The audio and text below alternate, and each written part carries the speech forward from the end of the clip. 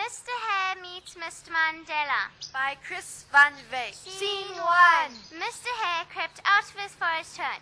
The morning sky was blue, the grass was green, the trees swayed in the cool breeze. The forest was full of songs of birds. On his doormat lay something he'd never seen before, a brand new 200 Rand note. What is Mrs. Leopard doing here? He turned it around. Ha ha, Mr. Mandela. His ears twitched as he thought. He looked up at Mr. Secretary Bird, who was watching him from a branch of the fig tree. Please call a meeting of all the animals. I have an important announcement to make. Mr. Secretary Bird flew off calling, "Meeting everyone at the fig tree this morning. Meeting everyone, meeting everyone. Meeting everyone at the fig tree this morning. Meeting everyone, meeting everyone." What is going on here? I mean, what is going on? Meeting? Seriously? Fellow citizens of the forest, I have an important news for you. This has landed on my doormat. I don't know what it is or what it means, but it has Mr. Mandela's face on it, so I'm sure it belongs to him. It has my face on it too, so maybe it belongs to me. Everyone laughed.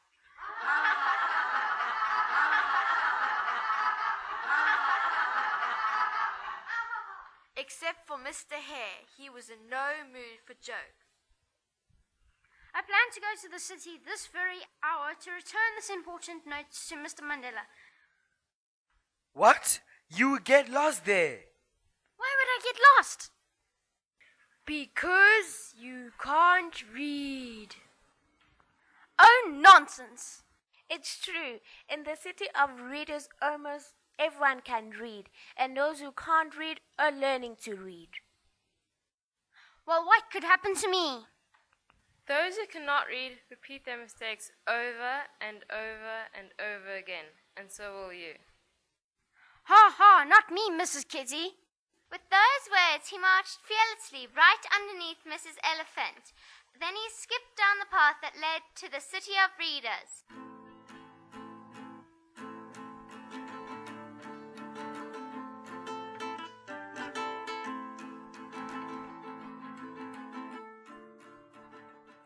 Scene 2. Soon he began to hear the noises of the city, and then he saw it. He had never been to the city before. He glanced at Mrs. Leopard's face on the note. It seemed to be warning him not to go. But I'm a little wise one. I'm cleverer by far than anyone in the City of Readers. And with a leap, he entered the city. The first people he saw were schoolgirls and boys. They looked smart in their rainbow-colored uniforms. They carried school bags and books. Good morning, Mr. Hare. Hi there. He was proud that they knew him, but he was curious. How do you know me? We read about you in our storybooks, about how Mr. Tortoise tricked you in the race. They all laughed. Mr. Hare gave them an angry look and went on his way. He saw people rushing for a train and joined them. At the pay station, a man in a smart uniform standing behind a counter held out his hand. I'm on my way to meet Mr. Mandela. The man grabbed the note out of his paw. Hey! Then the man handed him a 100 Rand note. It's turned blue. Mr. Buffalo has taken Mrs. Leopard's place, but Mr. Mandela is still here. He took a carrot out of his pocket and nibbled happily, watching the scenery outside. You see, Mr. Buffalo, even though I can't read, I'm on my way to meet Mr. Mandela. Excuse me, sir. You are not allowed to eat on the train. Can't you read that? Please do not eat on the train. Oh? Mr. Hare then boarded the train. He got off at the next station and soon found himself on a busy street. Scene 3. Ratsotsi watched Mr. Hare trying to cross the road and saw what he had in his paw. 100. He walked up to Mr. Hare. You seem lost, my brother. I'm Ratsotsi, here to help new visitors to our city. I'm Mr Hare, and I'm on my way to meet Mr Mandela to give him this. Mandela is my best friend. I'll take it to him. He grabbed the 100 rand and disappeared into the crowds. Mr. Hare was not happy about how things were going.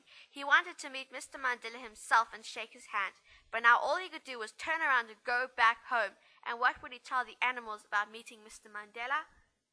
No, I must find Bratsotsi and take back my note. Quickly, Mr. Hare weaved through the bustling crowds, leapt over moving cars, and darted in and out of shops. And there he is!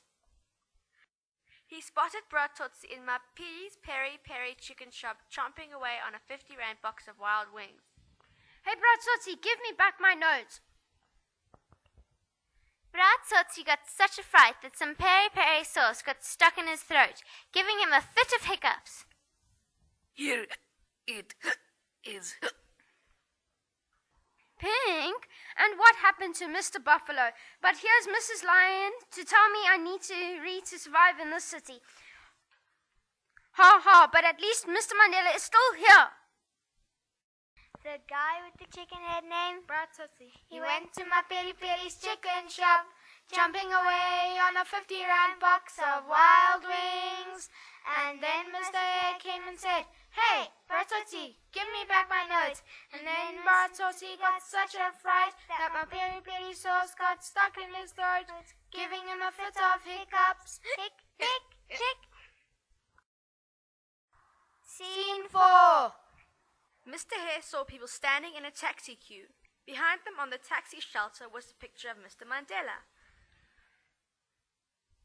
Ah, they must all be going to visit Mr. Mandela too. He joined the queue, and when the taxi came, he got in. Where does Mr. Mandela live? At the end of the long walk to freedom, my friend. I'll take you there. They rode for half an hour, past a school, street hawkers, down a highway, past a church, through a suburb. Finally, the driver stopped at a taxi rank. Your stop, my friend. Just walk up this road until you get to a big house with a big gate, with a guard outside that gate. That will be 30 rand. Mr. Hare was about to protest when... Your change, sir. Mr. Hare looked at the new note. Again, it was different from the last one. Instead of Mrs. Lion, it was Mrs. Elephant, who stared out at him. But when he turned it around, there was Mr. Mandela, still smiling. Mr. Hare smiled back and began to hop up the long road. Scene 5. On his way, he passed a bakery. He stopped, sniffed the air. What was that lovely smell? He pressed his face flat against the bakery window and gazed at donuts, pancakes, pies, tarts, fruit cake, and biscuits. Mr. Hare hopped into the shop. Can I help you, sir? I'd like one of these. No, one of those.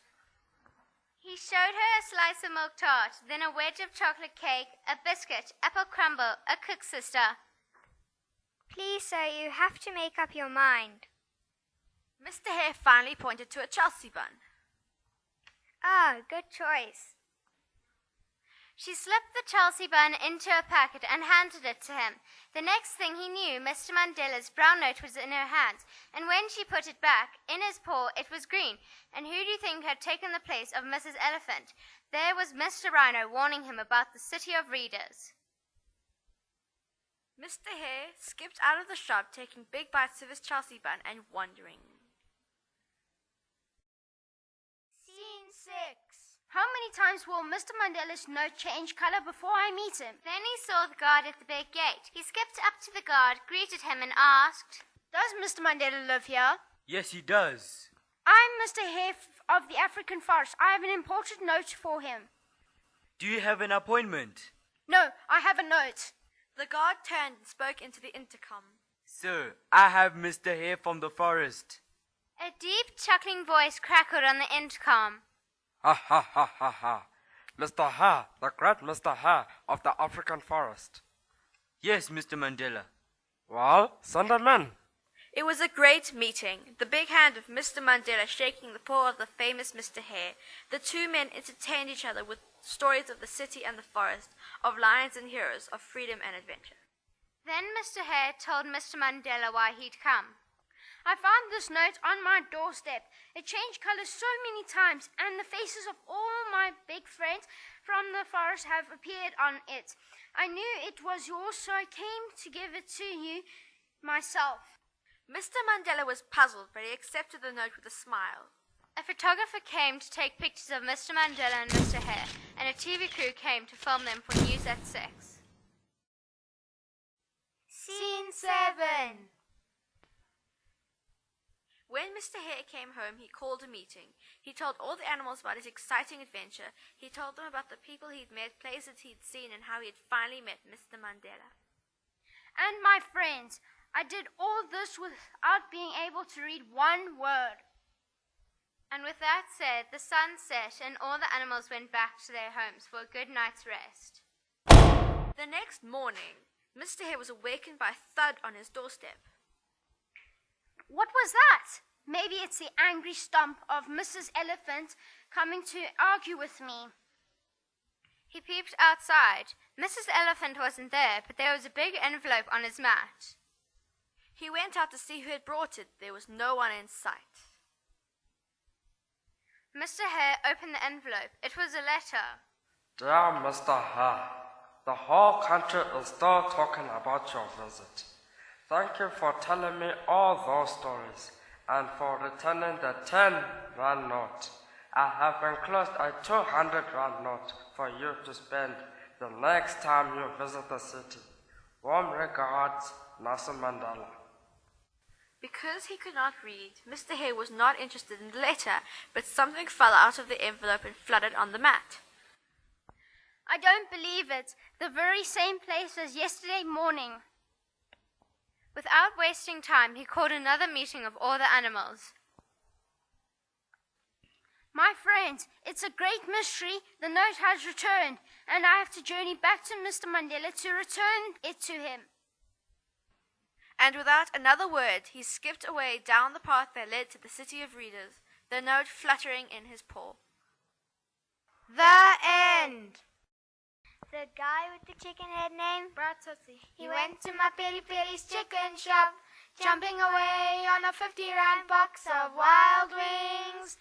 And then Mr. Hare came and said, "Hey, Bratsotsi, give me back my notes." And then Bratsotsi got such a fright that my Peri Peri sauce got stuck in his throat, giving him a fit of hiccups. Hic, hic, hic.